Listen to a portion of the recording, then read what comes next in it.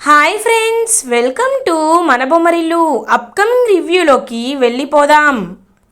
ఆనంద భైరవి అనన్యని లాక్కు వచ్చి ఇంటి సభ్యులందరి ముందు పడేస్తుంది. ఒక్కసారిగా లీలావతి, రాజేశ్వరరావు, కోటేశ్వరరావు అందరూ షాక్ అయిపోతారు. దర్శన్, శరణ్య అడుగుతూ ఉంటారు, అమ్మా ఏమైంది, ఎందుకలా వదిన గారిని అని అడుగుతాడు దర్శన్. వదిన కాదు దర్శన్, రాక్షసి. ఇన్నాళ్ళు ఈ అనన్య చేస్తున్న తప్పులని, పాపాలని కప్పి ఉంచాను, దాచిపెట్టాను.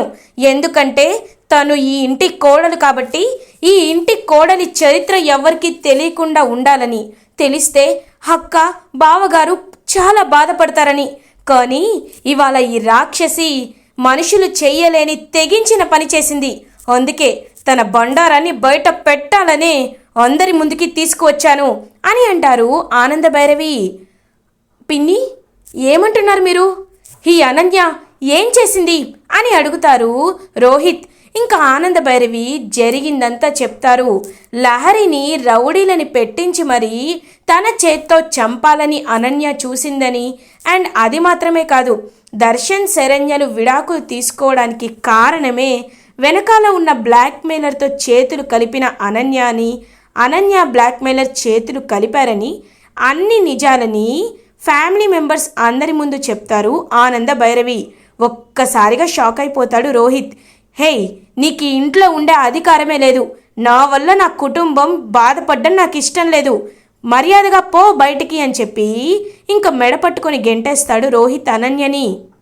కరెక్ట్గా అలా వెళ్ళి గడపకి గుద్దుకునేసరికి ఇంకా తలలో నుండి బ్లడ్ రావడం అయితే మొదలవుతుంది. అనన్య కళ్ళు తిరిగి పడిపోతుంది. అప్పుడే ఇంకా కాంచన అనన్యని హాస్పిటల్కి తీసుకువెళ్తుంది. తీసుకువెళ్ళే దారిలో అమ్మా అమ్మా నాకేం కాలేదు అని అంటుంది అనన్య. ఇదేంటే, నీ తల నుండి రక్తం వచ్చింది కదా అని అంటుంది కాంచన. అబ్బా, ఇలాంటిదేదో జరుగుతుందని నాకు ముందే తెలుసమ్మా. అందుకే ఫేక్ బ్లడ్ని నేనే ఒక ప్యాకెట్ పెట్టుకున్నాను. చూడు, ఇప్పుడు నేను చెప్పినట్టు చెయ్యి. మనం హాస్పిటల్కి వెళ్తున్నాం. నాకు గతమంతా మర్చిపోయి మతిస్థిమితం కోల్పోయాను. అర్థమైందా?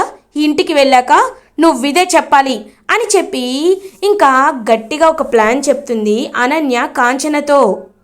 ఇది ఇలా ఉండగా లీలావతి, రాజేశ్వరరావు వాళ్ళు చాలా బాధపడుతూ ఉంటారు. రోహిత్ లీలావతి దగ్గరికి వచ్చి, అమ్మా ఎందుకమ్మా, ఎందుకు బాధపడుతున్నారు? రాక్షసి పీడ వదిలింది అనుకుందాం, ఇంకా తన గురించి బాధపడద్దు అని అంటారు. లేదు నాన్న, ఈ ఇంటి కోడలంటే విలువలకి, న్యాయానికి పెట్టింది పేరు. అలాంటిది మన లహరినే అనన్య ఎందుకు చంపాలనుకుంటుంది? అంత క్రూరంగా ఆలోచించాల్సిన అవసరం అనన్యకి ఏమొచ్చింది అని బాధపడుతున్నాం నాన్న అని చెప్పి లీలావతి అంటారు. వదినా, తన గురించి మీకు ముందు నుండి తెలీదు. అక్క, తను ఎప్పటి నుండో ఇలాంటి దుర్బుద్ధితోనే ఉంది. ఆస్తిని, అందరినీ తన వైపు తిప్పుకోవాలని, ఆస్తి తన సొంతం అవ్వాలని, ఇంటి అధికారం తన చేతిలో ఉండాలని, మన ఉమ్మడి కుటుంబం ముక్కలవ్వాలనే ఎప్పటి నుండో అనన్య కోరుకుంటుంది. ఈ విషయం నాకు ముందే తెలిసినా మీతో నేను చెప్పుకోలేకపోయాను.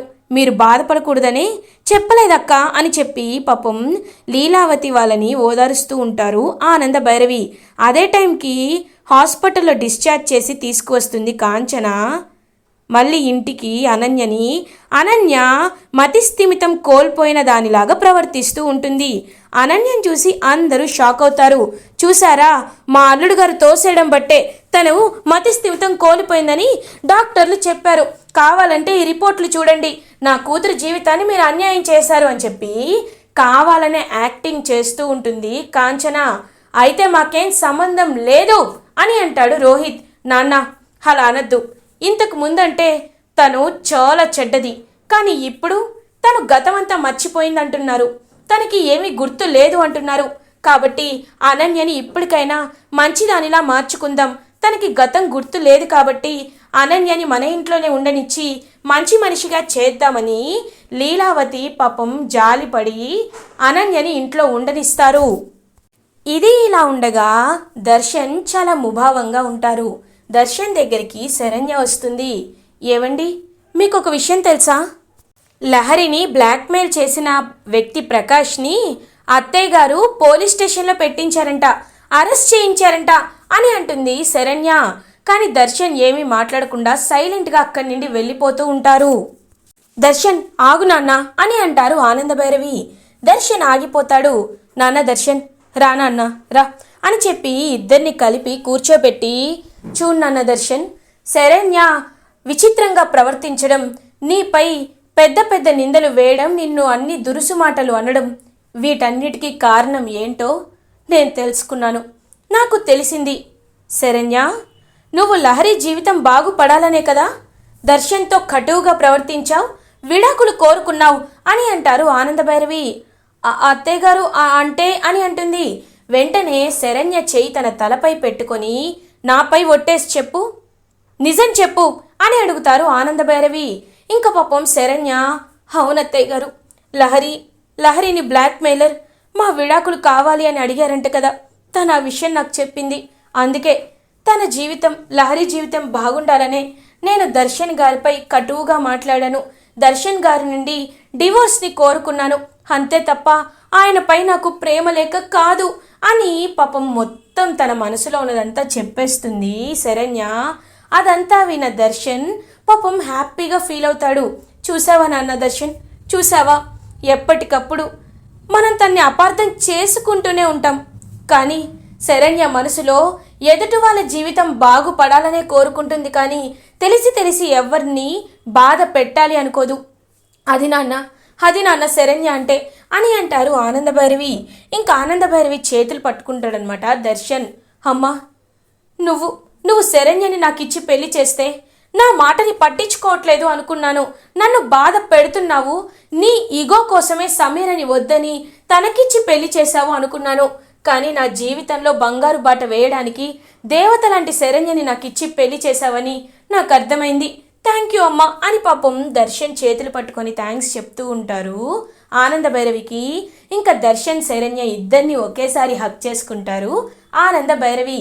ఇదంతా దూరం నుండి చూస్తున్న అనన్య, నేను పిచ్చి నాటకం వేసేసరికి అందరూ నమ్మేశారు, కానీ నాకు పిచ్చి పొట్టలేదు. ఇలాగే నటిస్తూ ఎప్పుడు ఎవరికి ఎలా దెబ్బ కొట్టాలో అలా దెబ్బ కొడతా. నన్ను ఈ స్థాయికి దిగజార్చిన ఆనందభైరవి వెక్కి ఏడ్చేంత వరకు వదిలిపెట్టను అని వాళ్ళ వైపు కోపంగా చూస్తూ ఉంటుంది అనన్య. ఇది ఇలా ఉండగా సమీర దొంగతనంగా మాస్క్ పెట్టుకొని వాళ్ళ అన్నయ్య ప్రకాష్ ఉన్న పోలీస్ స్టేషన్కి వెళ్తుంది. ప్రకాష్ని చూస్తూ అన్నయ్య అని అంటుంది. ప్రకాష్ పై 3rd డిగ్రీ ప్రయోగించేసరికి ఇంకా బాగా కొట్టి ఉంటారు. వీడియో ఎవిడెన్స్లు అన్నీ ప్రకాష్ కూడా ఇచ్చేస్తాడు ఆ దెబ్బలకి. అన్నయ్య, నిన్ను ఇలా ఈ పరిస్థితిలో తీసుకువచ్చిన ఆ ఆనందభైరవి కుటుంబాన్ని వదిలిపెట్టనన్నయ్య, వదిలిపెట్టను. ఇన్నాళ్ళు నాకు కేవలం దర్శన్ మాత్రమే కావాలి అనుకున్నాను, దర్శన్ నా సొంతమైతే చాలు అనుకున్నాను, కానీ ఇది అక్కడితో ఆగదు. ఆనందభైరవి కుటుంబంపై నేను పగ పట్టాను. వాళ్ళ కుటుంబం నాశనం అయ్యేంత వరకు నేను వదిలిపెట్టనన్నయ్యా, వదిలిపెట్టను. ఇకపై దర్శన్పై ప్రేమ కాదు, ఆ కుటుంబం ఉన్న పగే నన్ను నడిపిస్తుంది అని ప్రకాష్కి మాట ఇస్తుంది సమీర. ఇంకా బెయిల్ కోసం ట్రై చేస్తూ ఉంటుంది సమీర. ఇది ఇలా ఉండగా మార్నింగ్ అవుతుంది. ఆనందభైరవి హాల్లోకి వస్తారు. నాన్న దర్శన్, శరణ్య, అందరూ కిందికి రండి అక్క అని పిలుస్తూ ఉంటారు. ఇంకా దర్శన్, శరణ్య, లీలావతి ఫ్యామిలీ అందరూ హాల్లోకి వస్తారు. ఏమైంది ఆనంద అని అడుగుతారు లీలావతి. అక్క, తెలుసు కదా, మనం మణికొండలో రాజ్కోటి టెక్స్టైల్స్ బ్రాంచ్ని ఓపెన్ చేస్తున్నామని అని అంటారు. అవును కదా పిన్ని అని అంటారు రోహిత్. కదా, నేను ఒక నిర్ణయాన్ని తీసుకున్నాను. మన రాజ్కోటి టెక్స్టైల్స్కి ఉన్న బ్రాండ్ రెప్యుటేషన్ అంతా తెలుసు కదా, అందుకే నా కోడలు శరణ్యని మణికొండ బ్రాంచ్లో ఉన్న రాజ్కోటి టెక్స్టైల్స్కి ఎండీని చేయాలి అనుకుంటున్నాను అని అంటారు ఆనందభైరవి. ఒక్కసారిగా అందరూ చాలా హ్యాపీగా ఫీల్ అవుతారు. అదంతా చూస్తున్న అనన్య మాత్రం చాలా జెలస్గా ఫీల్ అవుతుంది. వావ్, గుడ్ డెసిషన్ పిన్ని, శరణ్యకి ఆ అబిలిటీ ఉందని నాకు తెలుసు అని అంటారు. ఇంకా పాపం ఆనందభైరవి హ్యాపీగా ఫీల్ అవుతుంది. ఇవాళే మన కొత్త బ్రాంచ్ని ఇనాగరేట్ చేస్తున్నాం, సో ఇవాళ ఈవినింగ్ అందరం అక్కడికి వెళ్ళాలి, అది చెప్పడానికే పిలిచాను అని అంటారు ఆనందభైరవి. ఓకే పిన్ని, అందరం రెడీ అవుతామని చెప్పి ఇంకా హ్యాపీగా రెడీ అవుతూ ఉంటారు. అప్పుడే దర్శన్ ఇంకా తన రూమ్లో ల్యాప్టాప్లో వర్క్ చేస్తూ ఉంటారు. ఏంటండి అని అడుగుతుంది శరణ్య. శరణ్య, ఇప్పుడు నువ్వు సీఈఓ అవుతున్నావు కదా, బ్రాంచ్కి ఎండి అవుతున్నావు కదా, అందుకే నీ నేమ్ బోర్డ్ని డిజైన్ చేస్తున్నాను. Saranya MD of Raj Koti textiles అని చెప్పి ఒక నేమ్ బోర్డు ఉంటే బాగుంటుంది కదా అని అంటాడు దర్శన్. ఏవండి, మీకు బాధగా లేదా అని అడుగుతుంది. బాధ ఎందుకు అని అడుగుతారు దర్శన్. అంటే అత్తయ్య గారు నా పేరుపై బ్రాంచ్ని ఓపెన్ చేస్తూ నన్ను ఎండీని చేస్తున్నారు కదా, మరి మీరు అని అంటుంది. చూడు శరణ్య, నేను వేరు వేరు అనుకోవటం లేదు. నీకు గౌరవం దక్కితే నాకు కూడా దక్కినట్టే కదా. అయినా అమ్మ ఎలాంటి డెసిషన్ తీసుకున్నా బాగా ఆలోచించి తీసుకుంటుందని నాకు తెలుసు. ఆడవాళ్ళలో దేనినైనా నడిపించగలే శక్తి ఉంటుంది. ఆ శక్తితోనే నువ్వు మా కంపెనీని ఇంకా పైకి తీసుకువస్తావని, మా అమ్మ మాట నిలబెడతావని నాకు తెలుసు. అయినా నీపై నేనెందుకు జెలస్గా ఫీల్ అవుతాను, అలాంటిదేమీ లేదు అని చెప్తారు దర్శన్. దర్శన్ మాటలకి చాలా హ్యాపీగా ఫీల్ అవుతుందన్నమాట శరణ్య. నిజంగా నా భర్త శ్రీరామచంద్రుడు అని చెప్పి ఎంతో హ్యాపీగా దర్శన్ వైపు మురిసిపోతూ చూస్తూ ఉంటుంది శరణ్య. నాన్న దర్శన్, శరణ్య రెడీ అయ్యారా, మనం బయలుదేరాలి అని అంటారు ఆనందభైరవి. ఇదిగో 10 minutes మమ్మ వచ్చేస్తున్నామని చెప్పి ఇంకా హ్యాపీగా బయలుదేరుతారు. ఇదంతా చూస్తున్న అనన్యకి చాలా జలస్ వస్తుంది. ఏంటి, ఈ శరణ్య పేరు పైన చేస్తారా, ఊరుకోను అని చెప్పి వెంటనే సమీరకి కాల్ చేస్తుంది. సమీర ఏడుస్తూ ప్రకాష్ బయటికి రాలేదని ఇంకా ఆలోచిస్తూ ఉంటే అనన్య సమీరకి కాల్ చేస్తుంది.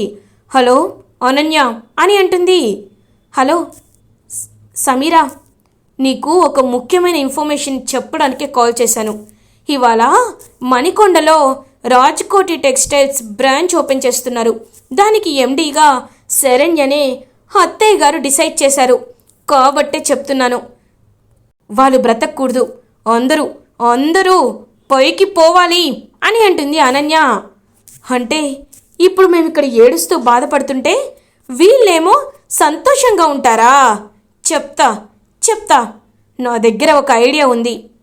చూడు అనన్య, రేపు మా అన్నయ్య బెయిల్పై బయటికి వస్తాడు. కానీ ఈరోజే నేను మా అన్నయ్యకి గిఫ్ట్ ఇవ్వాలనుకుంటున్నాను. ఆ ఇనాగరేషన్లో రిబ్బన్ కటింగ్లో బాంబ్ పెడతాను. అప్పుడు ఆనంద భైరవి, శరణ్య అందరూ పటాపంచలైపోతారు. నాకు కావాల్సింది ఆ కుటుంబం నాశనం అవడమే అని అంటుంది ఇంకా సమీరా. వావ్, సూపర్ ఐడియా, అయితే వెంటనే వచ్చేసే, ఆ ప్లానే అమలు చేద్దాం అని చెప్పి ఇంకా హ్యాపీగా ఫీల్ అవుతుంది అనన్య. ఇది ఇలా ఉండగా దర్శన్, శరణ్య, ఆనంద భైరవి న్యూ బ్రాంచ్కి రీచ్ అవుతారు. ఇంకా రిబ్బన్ కటింగ్ మొత్తం అంతా పువ్వులతో డెకరేట్ చేసి బ్రాంచ్ అంతటిని హ్యాపీగా రాయల్గా డెకరేట్ చేస్తారు. ఇంకా ఆనంద భైరవి హ్యాపీగా శరణ్య దగ్గరికి వచ్చి, అమ్మ శరణ్య, ఇదిగో నీ చేత్తో రిబ్బన్ కట్ చేసి ఇనాగరేట్ చేయి అని అంటారు.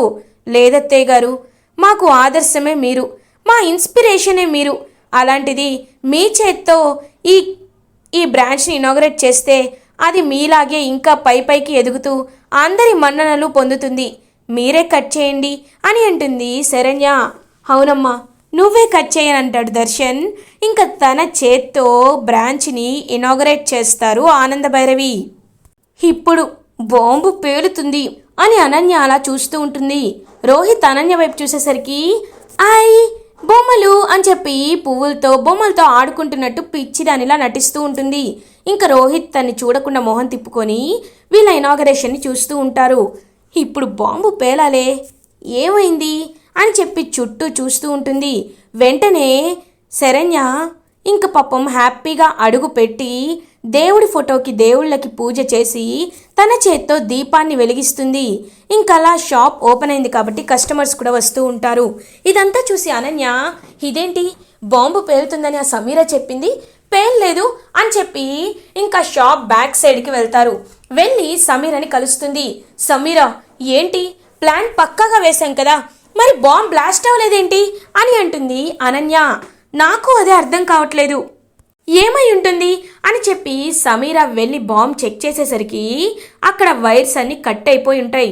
ఒక్కసారిగా షాక్ అయిపోయి వెనక్కి తిరిగి చూడగానే అక్కడ ఆనంద భైరవి కనబడతారు. ఒక్కసారిగా మైండ్ బ్లాక్ అయిపోతుంది సమీరకి. ఇంకా అనన్య సమీర ఇద్దరి మెడ పట్టుకుంటారు ఆనంద భైరవి. ఏయ్, నువ్వు మతిస్థిమితం కోల్పోయిన దానిలా నటిస్తున్నావని నాకు అర్థమైంది.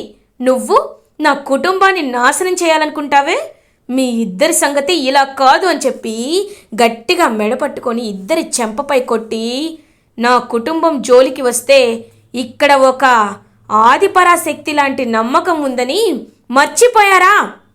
నా కుటుంబాన్ని టచ్ చేయాలంటే ముందు నన్ను టచ్ చేయాలి. ఇంకొకసారి ఇలాంటి ప్లాన్లు వేశారని తెలిస్తే చెప్తున్నా, ఇద్దరిని భూమిపై లేకుండా చేస్తా. నువ్వు పిచ్చిదానిలా నటిస్తూ అందరి ముందు యాక్టింగ్ చేస్తూ గతం మర్చిపోయినట్టు నటిస్తున్నావు కదా, నీ బండారాన్ని.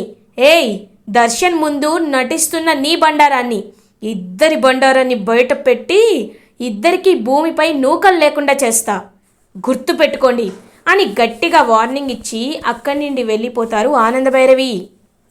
ఇంకా గడగడ వణుకుతూ ఉంటారు అనన్య అండ్ సమీరా. ఇలా ఎపిసోడ్ ఎండ్ అవుతుంది.